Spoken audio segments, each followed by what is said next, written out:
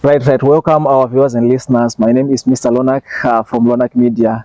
Here we are in Chinoi, the capital of Mashonaland West Province. Parguri mwa cabbage, lettuce, tomatoes, siana.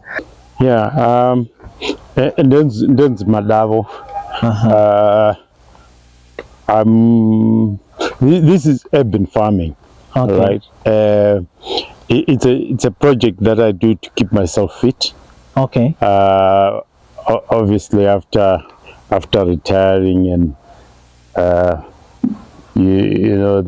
all the kids have gone, so in Azmarang we decided to get this 3/4 hectare plot. Okay.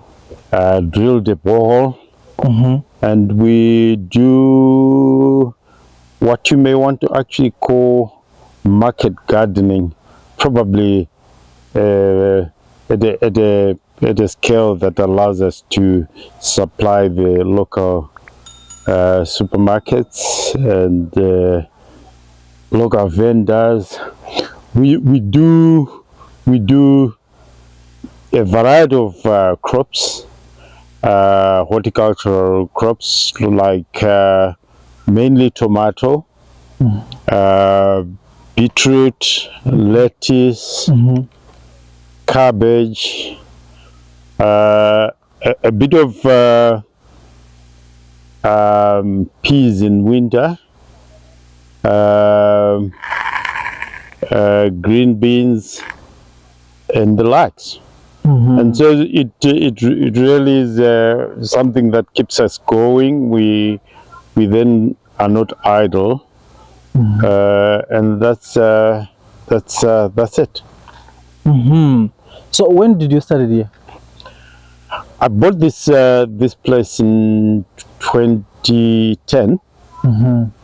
Started developing it in 2014. Every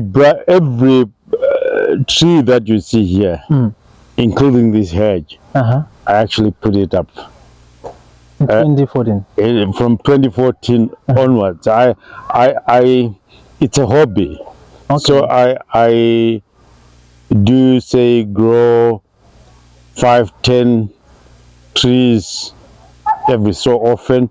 Like the last 2 months, we put in some trees that we got from town that we thought we wanted from, and you see these pine trees. Yeah.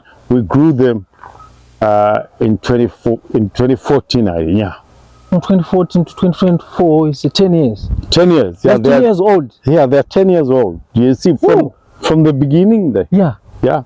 Up to we felt we wanted a windbreak. As you notice, because we are on a ridge. Yes. Yeah. Sure. You get the wind blowing, and we felt we needed to break the wind. Apart from that, this hedge is also meant to give us privacy. I don't like brick and mortar.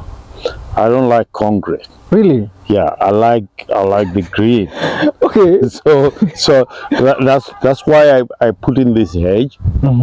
It's got apart from giving us privacy, it also is a windbreak and allows us to grow like these tomatoes here over winter, because then it's shielding from wind that brings with it the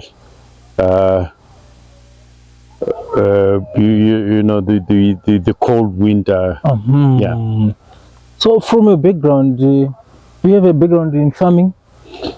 Not really. I have a background in engineering.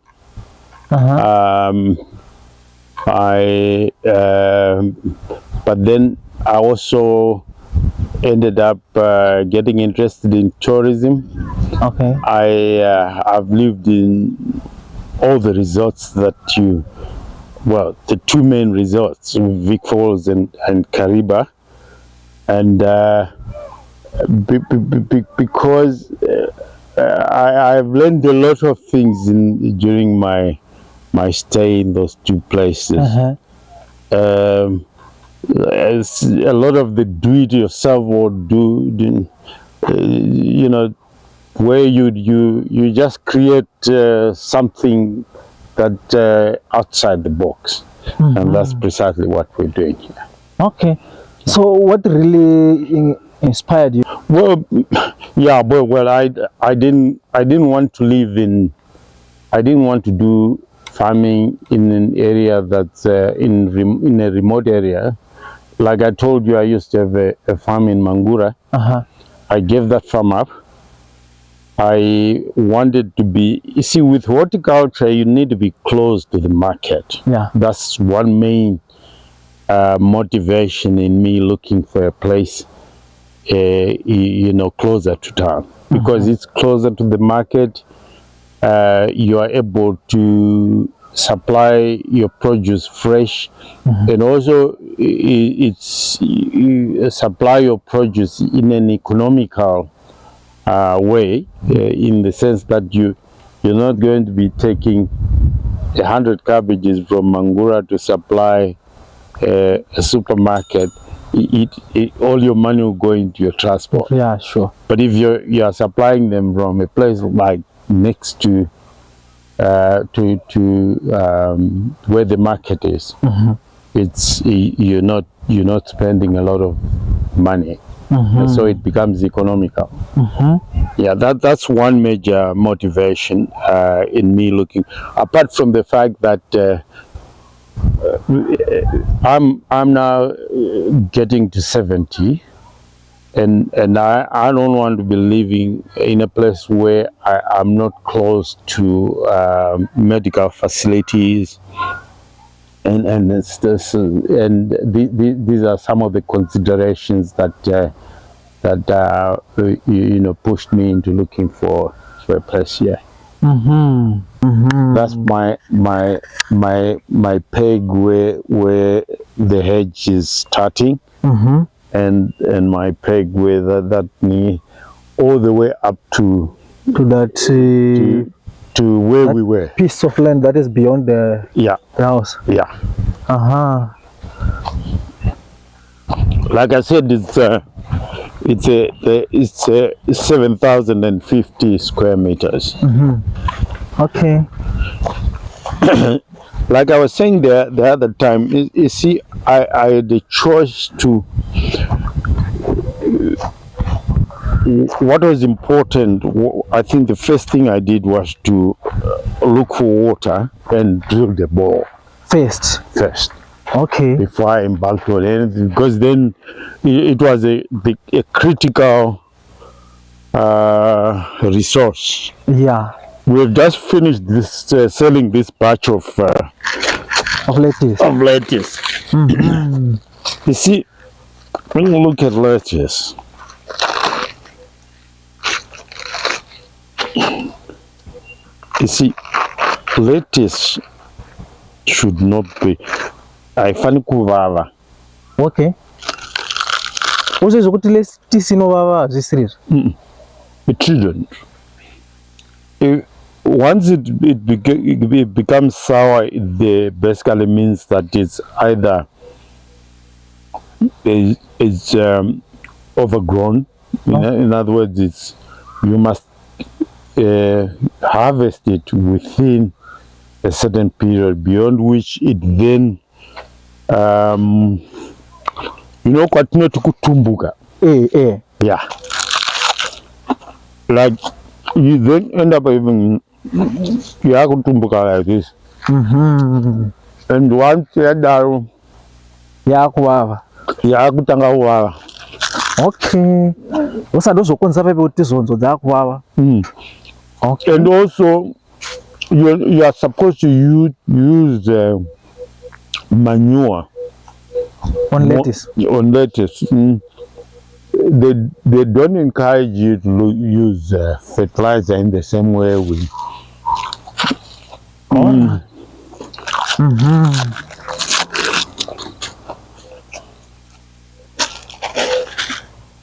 Right after this batch, we finished this batch this week, this last week. Okay.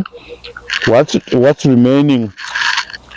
I actually want my guys to remove this. Okay. We are now selling that batch there. Part of that batch you see cook left side. After that batch, we're getting to this batch. Okay. This is 2000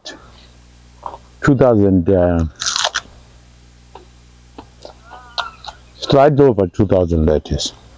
2,000 plants. Yes. How much each? Or you sell the batch, the bundle? How do you sell? We're selling per unit. Per unit. Okay. And again, it would depend on your market. Just like you sell cabbage. Okay. Yeah. How much is it on average? Between 40 for producers, I think you're looking at around 35, 40, 50 cents. But I see a lot of guys who get this lettuce from me. They end up selling it in town for $1. $1 each. Okay. But I don't. I'm a producer, so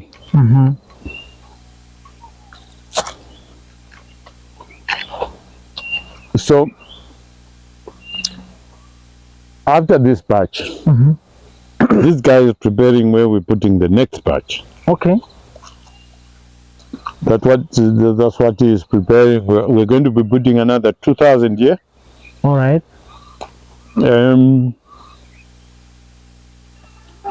We are putting 1,500 cabbages. Old. We've already prepared. Where we're putting them. And how long does it take to get this lettuce mature? Plus minus 50 days. Plus 50 days, yes. Around the just under 2 months. Under 2 months? Yeah, you start harvesting. And how long does it take to finish harvesting before it goes to that age of flowering? 4 weeks. 4 weeks. Yeah. So you've got 1 month of selling. Wow. You need to have the market. Okay. And don't forget, this is not a mass market. Before the advent of these outlets, the fast food outlets,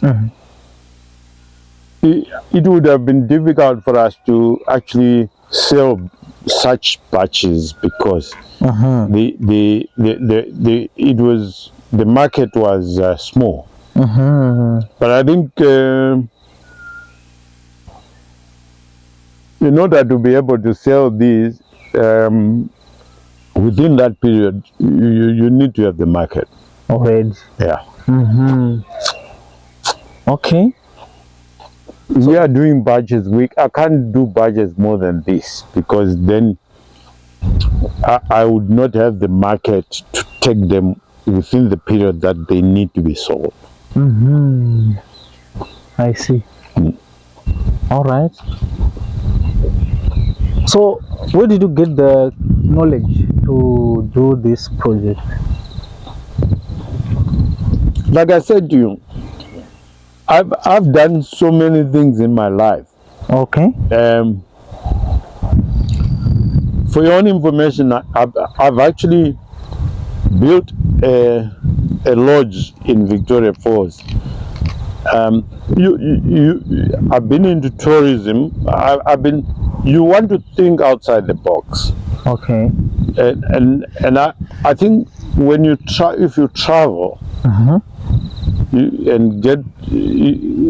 then get to know what's out there in the, you can then implement some of the ideas that you see as you travel. So I couldn't actually say I sat on a desk to learn. learn this. No. I just have this thing of thinking outside the box. If I went to a home area, I'll come out of there with one or two ideas, and that's how I operate. We have actually scaled back on the number of cabbages that we're doing because there's a lot of competition in that. All right, on cabbages. Yeah. Okay. So we try to do crops that are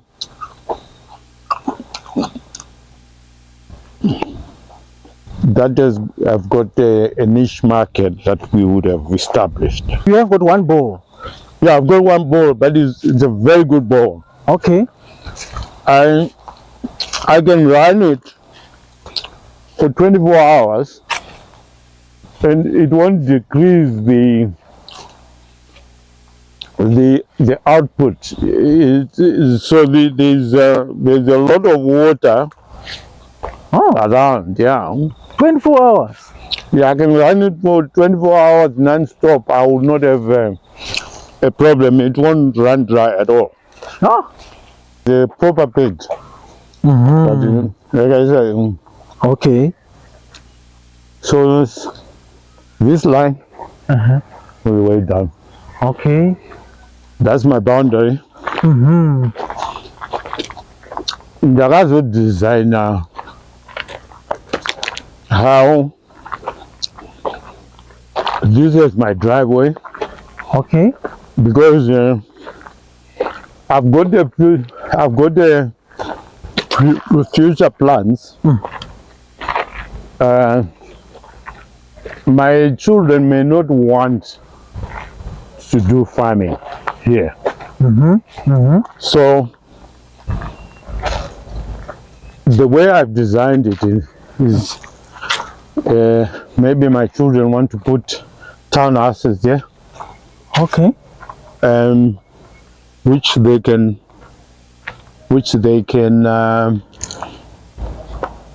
then rent out. You got to think about such things now. Things that could be happening after my lifetime. So our plan here incorporated the possibility of utilizing this piece of land for something that is not farming related. That's a choice that my children will make as and when they come back. Okay. Yeah. Okay, so you left the place for the driveway? Yeah, the left place for the driveway. You could actually have this is access to one townhouse. Okay. 2 townhouse, 3. You're going to have the roundabout. Wow. It's all in place. Yeah. And in plan. It's in the plan. You don't have to call someone else to. Like I said to you, we design these things. My wife and I, as we go on. Okay. Yeah, because I've got 3 children. My firstborn, I think, is your age. Okay. But they're all outside. Okay. So you obviously want to believe that they may think differently from you. Yeah, that's true. And yeah, we've been doing this. We supply the TM supermarkets, the OK supermarkets, particularly the Chinoy ones. From time to time, we give Karoi, but it's on odd occasions. But otherwise, we we supply local supermarkets. It's a small project that keeps us busy, and like I said, look, we are not into active farming because it's only me and my wife left, and we do not want something that's stressful. And this size of operation just suits us. Like I said, it's mainly lettuce, cabbage, tomato. These are the main ones, but we also do beetroot from time to time, green beans, a bit of peas in winter. Those are the main kind of crops that we. And also, maybe my question is like, why did you choose this type of crops? I didn't saw the repi, the kovo. Okay, I don't do vegetables like rep and kovo and stuff like that. Why? It's because there's too much work involved in doing. Particularly you compare cabbage and rep. Rep, you've got to cut it in the mornings. You bundle it and all that work involved as compared to say cabbage. Cabbage, you just cut. You are cutting and collecting, and it's easier to handle. That's tomato. Okay, that's one of the reasons. The other reason is also because cabbage has got some element of entry barrier. In other words, it's not everybody who is going to be doing cabbage. You need lots of water. And it's not everybody who has got lots of water, because if you don't have water, you can't do cabbage especially, because it needs a lot of water. So while it's kovo and rep, everyone can do it. You are actually competing with everybody on the string bank. They just need a very small piece of land to produce. So tomato, I just like tomato because it's in a very small space, you can actually produce tons of tomato. Like I've got batches. I do batches of between 1,000 and 2,000 at a time. And you mean you do plants? Yes. Okay. And okay, on an average, let's say I get 4 kgs per plant. Okay. I'm looking at 4 tons roughly per 1,000 plants. And the plants that you saw behind there, they're 1,000. 1,000. Yeah. On that space. So that small space will give you 4 tons. And so it's a crop that you can do on a very small piece of land, but get a reasonable amount of returns. So it's one of the factors that. And then you're looking at a crop like lettuce. Lettuce is a crop that I enjoy doing, because I also like lettuce. Okay. And it's got a niche market, but because of the mushrooming of these big outlets and so on, there is a growing market for lettuce. So we decided it's a crop that we would want to do. Again, it's a crop that you can't do when you're in a place like Mangura, because you would have it gets bad quickly if you are going to transport it over long distances. Again, this confirms to what I said earlier, that for horticulture in general, you need to be close to the market. That's powerful. Okay, but why did you choose to get a land and doing some farming? It's you don't need a lot of money to be doing, your initial investment is not much, and it's something that you can actually grow over a period of time. We didn't start like we started with doing this portion, right? Okay. But we had a plan, right? So like a 5-year plan where you're doing these things, and some of the money that was actually coming from here, we were putting it into the construction of our house. So it's you need to have a plan and think outside the box. Because when people talk of farming, they're talking of hectares of land, most of which is not fully utilized in terms of returns per unit area. You could actually do profitable farming from a very small piece of land. So you need to change the mindset that people have about farming.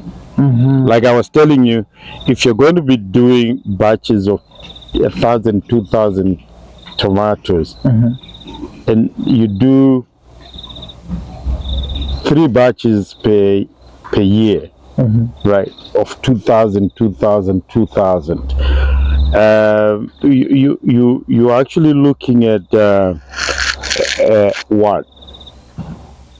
You're looking at 8 tons per 2,000 batch times 3.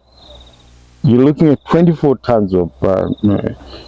Look, like I said to you, it's a small scale, but it keeps us busy. It also gives us a little bit of income. And yeah. That's powerful. So you encourage people to plan like this for their retirement? Yes. And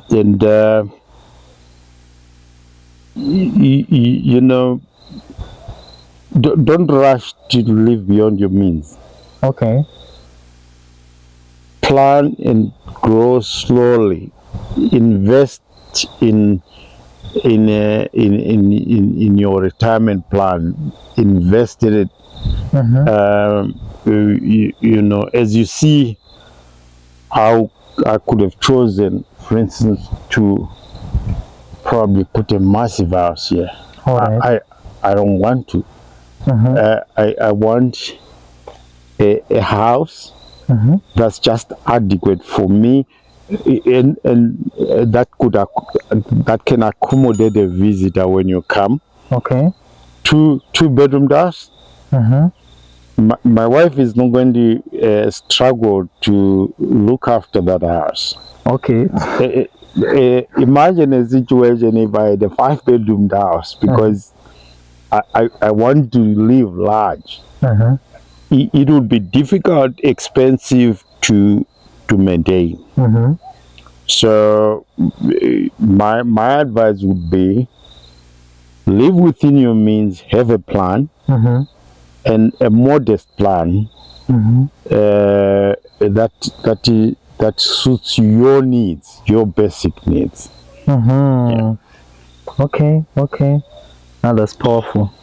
That's maybe a word of encouragement to the youth and those people, the young couples that are starting their life, as they look on to their retirement age. Yeah. I think the unfortunate situation we have now is that most of the youth now are not formally employed, right? Therefore, they must create their own retirement plan. And I would emphasize on not biting, way above what you can. Look, start small and build. Consistency is important. Have a plan, stick to it. Don't be swayed by because you will have people who want you to buy a big car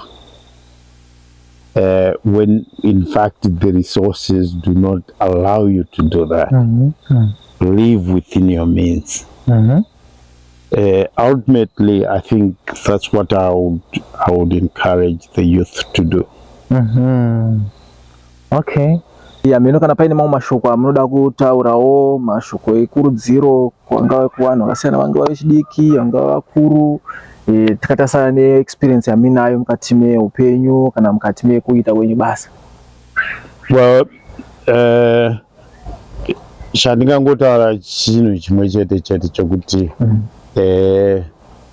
particularly pavana vedu vechidiki ndechokungoti you must think outside the box. You can create employment for yourself. If you really then focus on things that are within your capabilities. And you don't have to have gone to school to do farming. Okay. You must just be able to incorporate what you see as and when you go about. That exposure should be enough to give you the initial push. Yeah. Okay. What about to those people say we don't have capital? Farming of the scale that I'm doing here does not require you to have a large capital input. Initial capital input. You with as little as 500 to 1,000. Well, we're talking